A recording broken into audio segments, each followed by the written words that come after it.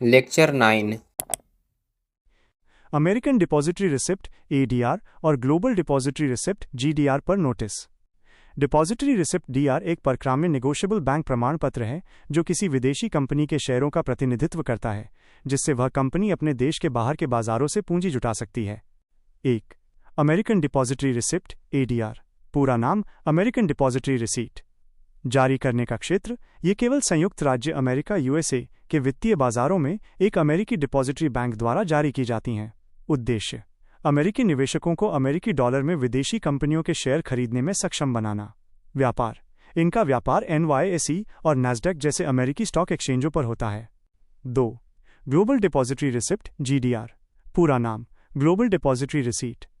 जारी करने का क्षेत्र ये यूएसए को छोड़कर अन्य अंतर्राष्ट्रीय बाजारों जैसे यूरोप या एशिया में एक अंतर्राष्ट्रीय डिपॉजिटरी बैंक द्वारा जारी की जाती हैं। उद्देश्य कंपनी को संयुक्त राज्य अमेरिका के अलावा अन्य वैश्विक निवेशकों से पूंजी जुटाने की सुविधा देना। मुद्रा इनकी कीमत अक्सर यूरो या अमेरिकी डॉलर में होती है। मुख्य अंतर एडीआर जीडीआर बाजार केवल संयुक्त राज्य अमेरिका यूएसए को छोड़कर अन्य अंतर्राष्ट्रीय बाजार। मुद्रा केवल अमेरिकी डॉलर या यूरो। परक्राम्य नेगोशिएबल एक कानूनी दस्तावेज या संपत्ति जिसे आसानी से एक व्यक्ति से दूसरे व्यक्ति को हस्तांतरित, बेचा या खरीदा किया जा सके, जैसे कि स्टॉक एक्सचेंज पर। प्रत्यक्ष मांग और व्युत्पन्न मांग।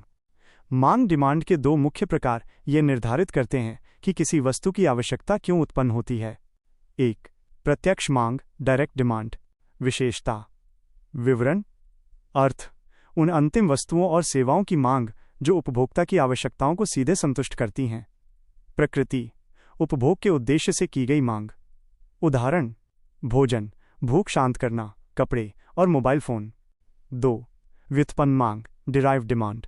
विशेषता विवरण अर्थ उन आगतों, इनपुट्स या उत्पादन के साधनों की मांग जो किसी अन्य अंतिम वस्तु के उत्पादन के लिए आवश्यक होती है। प्रकृति अंतिम उत्पाद की मांग से निकली हुई डिराइव्ड मांग। उदाहरण ईंट, सीमेंट और श्रम की मांग, क्योंकि इनकी जरूरत घर अंतिम उत्पाद बनाने के लिए होती है।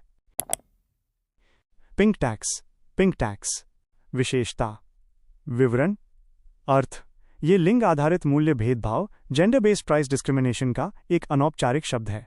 ये उस अतिरिक्त लागत को दर्शाता है जो महिलाएं पुरुषों के लिए बने समान या समतुल्य उत्पादों और सेवाओं के लिए चुकाती हैं।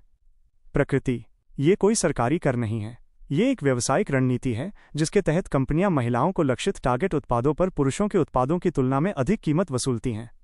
उदाहरण महिलाओं के रेजर, डिओड्रेंट या शैम्पू का पुरुषों के समकक्ष उत्पादों की तुलना में अधिक महंगा होना।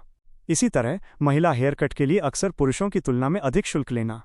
कारण कंपनियों द्वारा ये मानना कि महिलाओं के उत्पादों के पैकेजिंग, डिजाइन या बाजार रणनीति मार्केटिंग की लागत अधिक होती है और महिलाएं इन उत्पादों के लिए अधिक भुगतान करने को तैयार होती हैं।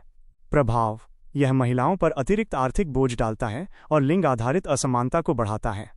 निष्कर्ष पिंक टैक्स एक छिपी हुई लागत है जो वस्तुओं और सेवाओं पर लिंग के आधार पर लगाई जाती है। इन्फ्लेशन टैक्स और इन्फ्लेशन प्रीमियम पर संक्षिप्त नोट्स। 1. इन्फ्लेशन टैक्स महंगाई कर।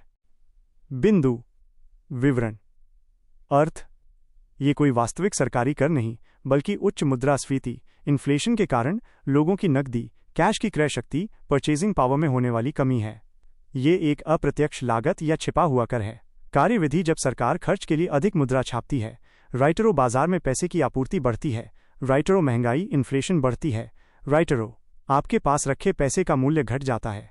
परिणाम ये नकदी रखने वाले नागरिकों पर एक आर्थिक बोझ डालता है और सरकार को अदृश्य वित्त पोषण अनसीन फाइनेंसिंग का लाभ मिलता है।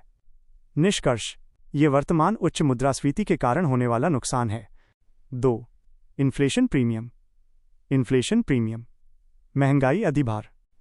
बिंदु विवरण अर्थ ये वो अतिरिक्त रिटर्न, एक्स्ट्रा रिटर्न है जिसे निवेशक या ऋणदाता भविष्य में अपेक्षित मुद्रास्फीति से होने वाले नुकसान की भरपाई के लिए ब्याज दर में जोड़कर मांगते हैं।